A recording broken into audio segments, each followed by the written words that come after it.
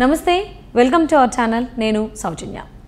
జగన్మోహన్ రెడ్డి అధికారం దక్కించుకోవడానికి 1,00,000 ప్రయత్నాలు చేస్తాడని చెప్పి అందరికీ తెలిసిందే. దానికి ఎవరు అడ్డొచ్చినా కానీ వాళ్ళని ఏదో ఒకటి చేసి ఇరికించడానికి ప్రయత్నాలు చేస్తూ ఉంటాడు. సో అందులో భాగంగా షర్మిల ఇప్పుడు తనకి కాంగ్రెస్ పార్టీ నుంచి ఎదురు తిరగబోతోంది కాబట్టి తనను కూడా ఏదో కేసులు ఇరికించి తనని జైలుకి పంపించడానికి జగన్మోహన్ రెడ్డి ప్రయత్నాలు చేస్తున్నాడు, అదే ఆలోచనలో ఉన్నాడని టాక్ వినిపిస్తోంది. మరి ఈ అంశానికి సంబంధించి మనతో మాట్లాడడానికి, వారి విశ్లేషణను మనతో పంచుకోవడానికి ఈరోజు మనతో పాటు ఉన్నారు senior journalist, senior political analyst CS Rao గారు ఉన్నారు. వారితో మాట్లాడదాం. నమస్తే అండి. హలో సౌజన్య. జగన్మోహన్ రెడ్డి అధికారం దక్కించుకోవడానికి 1,00,000 ప్రయత్నాలు చేస్తున్నాడు. సో అందులో షర్మిల ఇప్పుడు అడ్డు రాబోతోంది కాబట్టి కాంగ్రెస్ పార్టీని అడ్డు పెట్టుకుని ఎట్టి పరిస్థితుల్లో తన అడ్డు తొలగించుకోవడానికి తనని ఏదో కేసులో ఇరికించి తనని జైలుకి పంపిస్తే దీన్ని కొంచెం ప్రశాంతంగా అధికారం దక్కించుకోవచ్చు, ఓట్లు చీల్చుకోకుండా అనేటువంటి ఆలోచనలో జగన్మోహన్ రెడ్డి ఉన్నాడని టాక్ వినిపిస్తోంది.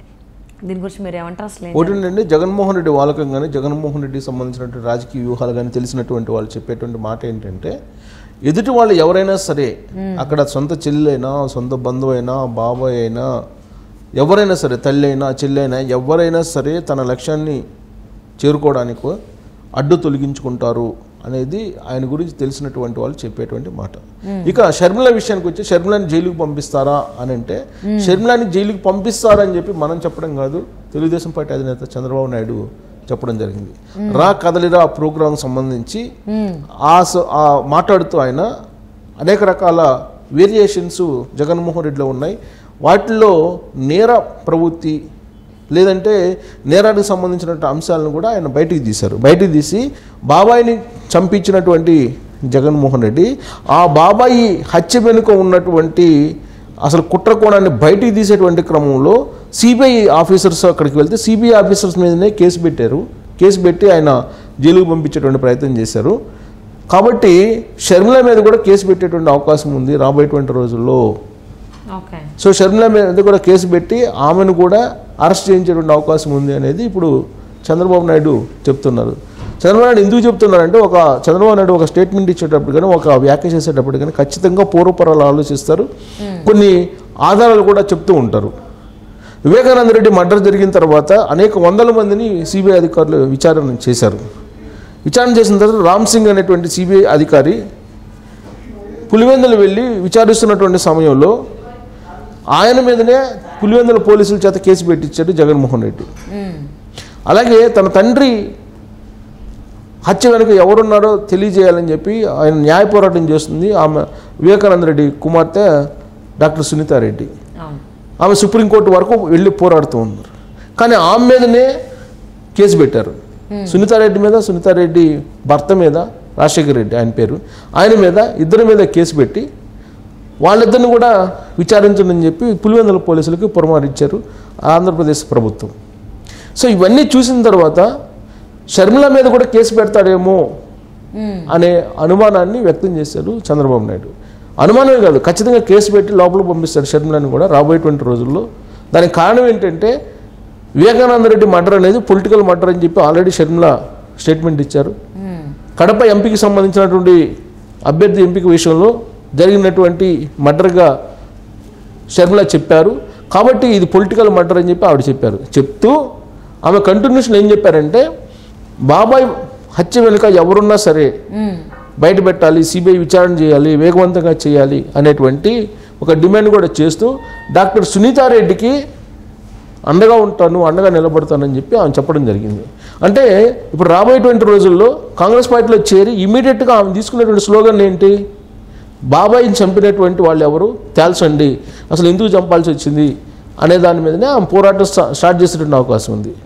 జగన్మోహన్ రెడ్డికి వ్యతిరేకంగా పోరాటం చేస్తున్నారు అనేది సంకేతం వెళ్తుంది. అప్పుడు కారణం ఏంటంటే, సిబిఐ ఛార్జ్షీట్లో తాడేపల్లి సంబంధించినటువంటి వ్యక్తులు కొంతమంది డైరెక్షన్లతోటి వివేకానంద రెడ్డి మర్డర్ జరిగింది అనేది ఛార్జ్షీట్లో ఉన్నటువంటి అంశం. అవినాష్ రెడ్డి కడప ఎంపీ ఎవరైతే ఉన్నారో ఆయన ప్రమేయం ఉందని చెప్పి ఛార్జ్షీట్లో పొందుపరిచారు. ఆయన తండ్రి భాస్కర్ రెడ్డి ప్రమేయం ఉందని చెప్పి ఛార్జ్షీట్లో సిబిఐ పొందుపరిచింది. సో అవినాష్ రెడ్డిని అరెస్ట్ కూడా చేశారు, ఆన్ పేపర్ అరెస్ట్ చేశారు, కానీ డైరెక్ట్గా అరెస్ట్ చేయలేం, బెయిల్ మీద బయటకు వచ్చారు అవినాష్ రెడ్డి. సో కాబట్టి సిబిఐ ఇప్పటికీ కూడా ఏం చెప్తుందంటే, ఖచ్చితంగా ఇది పొలిటికల్ మర్డరు, దీంట్లో కీలకంగా సూత్రధారిగా అవినాష్ రెడ్డి అండ్ టీం ఉన్నారు అని చెప్పి చెప్తోంది. అయినప్పటికీ కూడా ఆ కేసుకు సంబంధించి ఇప్పటివరకు కూడా ఫైనల్ కాల. సుప్రీంకోర్టు టేకప్ చేసినప్పటికి కూడా సుప్రీంకోర్టు డెడ్లైన్ పెట్టింది. సుప్రీంకోర్టు డెడ్లైన్ పెట్టి లాస్ట్ ఇయర్ జూలై ఎండింగ్ లోపల దాన్ని పూర్తి చేసి ఇన్వెస్టిగేషన్ పూర్తి చేయండి అని చెప్పి సపరేట్ టీంని కూడా వేసింది, ఇన్వెస్టిగేషన్ టీంని. కానీ దానికి సంబంధించినటువంటి పూర్తి విచారణ బయటకు రాలేదు. బట్ ఛార్జ్షీట్లో అంశాలు మాత్రమే బయటకు వచ్చాయి. ఈ లోపలనే పులివెందుల పోలీసులు ఈ డాక్టర్ సునీతారెడ్డి అలాగే ఆమె భర్త రాజశేఖర్ రెడ్డి ప్లస్ సునీతారెడ్డి మీద అలాగే ఆర్పి సింగ్ మీద సిబిఐ ఆఫీసర్ ఆయన మీద కూడా కేసు పెట్టడం జరిగింది పోలీసులు. అంటే రివర్స్లో పోలీసుల మీద రివర్స్ కేసు పెట్టారు. సిబిఐ విచారణాధికారం మీదనే తెలంగాణ పులివెందుల పోలీసులు కేసు పెట్టడం జరిగింది. పులివెందుల కేసులు ఎలా కేసు పెడతారు? ప్రభుత్వం యొక్క డైరెక్షన్ లేకుండా కేసు పెడతారా? సాధ్యం కాదు. సో కాబట్టి ఇవన్నీ చూసిన తర్వాత చంద్రబాబు నాయుడు ఒక ఒపీనియన్కి వచ్చారు. రాబోయేటువంటి రోజుల్లో షర్మిలను కూడా కేసులు పెట్టి పులివెందుల పోలీసుల చేత అరెస్ట్ చేయించేసి జైలుకి పంపిస్తాడు జగన్మోహన్ రెడ్డి. దానికి ఎలా ఎన్నకాడ్డు అని చెప్పి చెప్తూ అసలు వివేకానంద రెడ్డి మర్డర్ జరిగినప్పుడు ఏం జరిగింది? ఆ రోజున ప్రభుత్వం తెలుగుదేశం పార్టీ ఉంది. ఆ మర్డర్ చేయించింది చంద్రబాబు నాయుడు అని చెప్పి రక్త చరిత్ర అని ఒక పుస్తకాలు వేసి పంచారు. వాళ్ళ ఇంట్లో గొడవలు కూడా తన మీదనే చేస్తున్నారు అని చెప్పి ప్రజాక్షేత్రంలో నిజాలను బయటపెట్టేటువంటి ప్రయత్నం చంద్రబాబు నాయుడు చేశారు. ఆ క్రమంలో షర్మిలని తాడేపల్లి కోటలో ఒక వ్యూహరచన చేసి అరెస్ట్ చేసి జైలుకి పంపించేటువంటి అవకాశం ఉంది అని చెప్పి ఆయన ఒక అభిప్రాయానికి రావడం జరిగింది. సో ఆమె కాంగ్రెస్ పార్టీలో చేరబోతున్నారు. కాంగ్రెస్ పార్టీ చేరారు కాకపోతే కీలకమైనటువంటి పోస్టు ఆమె తీసుకునేటువంటి అవకాశం ఉంది. అది కూడా ఆంధ్రప్రదేశ్ పిసిసి అధ్యక్ష బాధ్యతలను తీసుకునేటువంటి అవకాశం ఉందని చెప్పి అంటున్నారు. అది తీసుకున్న తర్వాత రాహుల్ గాంధీ అలాగే ప్రియాంక ఆంధ్రప్రదేశ్కి వచ్చేటువంటి అవకాశం ఉంది. బహిరంగ సభలు పెట్టేటువంటి అవకాశం ఉంది. ఆమె రాబోయేటువంటి రోజుల్లో కడప ఎంపీగా పోటీ చేస్తారనేది ఒక టాక్ వినిపిస్తుంది. పులివెందుల నుంచి డాక్టర్ సునీతారెడ్డి ఎమ్మెల్యే అభ్యర్థిగా పోటీ చేసిన అవకాశం ఉందని ఇంకొక టాక్ కూడా వినిపిస్తుంది. కాదు అసలు కడప ఎంపీగా డాక్టర్ సునీతారెడ్డినే పోటీ చేయించేటువంటి అవకాశం ఉంది. షర్మిల రాజంపేట నుంచి ఎంపీగా పోటీ చేసిన అవకాశం ఉంది. ఇలా రకరకాలుగా స్పెక్యులేషన్స్ ఉన్నాయి. సో ఏ స్పెక్యులేషన్స్ అయినా కానీ వన్స్ సీన్లోకి షర్మిల వచ్చిన తర్వాత జగన్మోహన్ రెడ్డి యొక్క మొత్తం వ్యవహారం మొత్తం బయటికి తీస్తారు. ఎందుకంటే ఇంటి గుట్టు కాబట్టి ఇంటి గుట్టు తెలుస్తుంది షర్మిలకి. సో ఇప్పటి వరకు విపక్షాలు చెప్పాయి జగన్మోహన్ రెడ్డి ఇంట్లో ఏం జరుగుతుంది, జగన్మోహన్ రెడ్డి ఏం చేస్తున్నారు, కోడికత్తి ఏంటి, లేదంటే బాబాయ్ గొడ్డల పోటీ ఏంటి, ఇవన్నీ చెప్తూ వచ్చారు విపక్షాలు.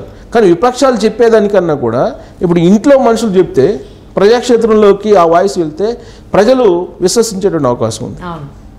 సో కాబట్టి అందుకే ఇప్పుడు సజ్జల రామకృష్ణ రెడ్డి చాలా వ్యూహాత్మకంగా రాజశేఖర రెడ్డి హెలికాప్టర్ ప్రమాదం మీద కాంగ్రెస్ పార్టీ మీద అనుమానం ఉంది, రాజశేఖర రెడ్డి హెలికాప్టర్ సంబంధించిన అంశం మీద అని చెప్పి ఒక చిన్న లీక్ ఇచ్చాడు. గత 2 రోజుల నుంచి దాని చుట్టూనే తిరుగుతుంది రాజకీయపరమైనటువంటి వ్యవహారం మొత్తం ఆంధ్రప్రదేశ్లో. కారణం ఏంటంటే షర్మిల కాంగ్రెస్ పార్టీలోకి చేరిన తర్వాత వచ్చేటువంటి రిప్లికేషన్స్ ఏంటి, ఎలా ఉండబోతుంది ఆంధ్రప్రదేశ్ రాజకీయం, ఇవన్నీ కూడా విశ్లేషణకు వస్తాయి. సో అవి రాకుండా డైవర్ట్ చేసేటువంటి క్రమంలో రాజశేఖర రెడ్డి హెలికాప్టర్ని తీసుకొచ్చారు తెర మీదకి. దాని వెనక ఏదో కాంగ్రెస్ పార్టీ ఉందని చెప్పి అనుమానం వ్యక్తం చేసి ఆయన మాట్లాడడం జరిగింది. సో దాని మీద ఇప్పుడు చర్చ జరుగుతుంది. ఇప్పుడు షర్మిల ఆల్రెడీ కీలక బాధ్యతలు తీసుకొని కనుక బయటకు వస్తే ఇప్పుడు వివేకానంద రెడ్డి కేసు బయటకు వచ్చేటువంటి అవకాశం ఉంది. వివేకానంద రెడ్డి కేసుకు సంబంధించిన అంశం మొత్తం తెర మీదకి వచ్చేటువంటి ఛాన్సెస్ ఉన్నాయి. అప్పుడు టోటల్గా షర్మిల చుట్టూ జగన్మోహన్ రెడ్డి చుట్టూ మొత్తం తిరిగేటువంటి అవకాశం ఉంది. అప్పుడు అసలు ఈ కోడికత్తి వ్యవహారం ఏంటి, లేదంటే ఈ బాబాయ్ మర్డర్కి సంబంధించి ఆ గొడ్డల పోటు ఎక్కడి నుంచి ఎటు వెళ్ళింది, ఆ గొడ్డలు అసలు ఏమైపోయింది, ఇవన్నీ బయటకు వచ్చేటువంటి అవకాశం ఉంది. షర్మిల తనదైనటువంటి శైలిలో ఖచ్చితంగా ప్రజాక్షేత్రంలోకి వెళ్ళి ఇవన్నీ బయట పెట్టేటువంటి అవకాశం ఉంది. అందుకే ముందస్తు ప్రణాళికగా తన లక్ష్యానికి అడ్డు రాకుండా మరో ఛాన్స్ కావాలని చెప్పి అడుగులు వేస్తున్నటువంటి జగన్మోహన్ రెడ్డి దాదాపు 50-60 మంది ఎమ్మెల్యేలు మార్చుకుంటూ షర్మిలను కూడా రాజకీయంగా అడ్డు రాకుండా జైలుకి పంపించేటువంటి అవకాశం ఉంది. ఆ సాహసం కూడా జగన్మోహన్ రెడ్డి చేస్తారు, దాంట్లో ఎలాంటి ఆలోచన లేదు అనేది చంద్రబాబు నాయుడు చెప్తున్నాడు, మనం కాదు. చంద్రబాబు నాయుడు ఆయన అనుభవపూర్వకంగా ఆయన చెప్తున్నారు. అదే సో ఇంతకుముందు జరిగినటువంటి ఎన్నికల్లో వాళ్ళ నాన్నగారి మరణాన్ని వాడుకున్నారు, ఇప్పుడేమో బాబాయ్ మరణాన్ని వాడుకోవడానికి ట్రై చేస్తున్నారు జగన్మోహన్ రెడ్డి. మరి ఎంతవరకు సక్సెస్ అవుతారు? మరి అడ్డొస్తున్నటువంటి చెల్లిని జైలుకి పంపిస్తారా లేకపోతే బెదిరించి పక్కన పెట్టిస్తారనేది చూద్దామండి. And thank you so much for spending your valuable time with us. Thank you.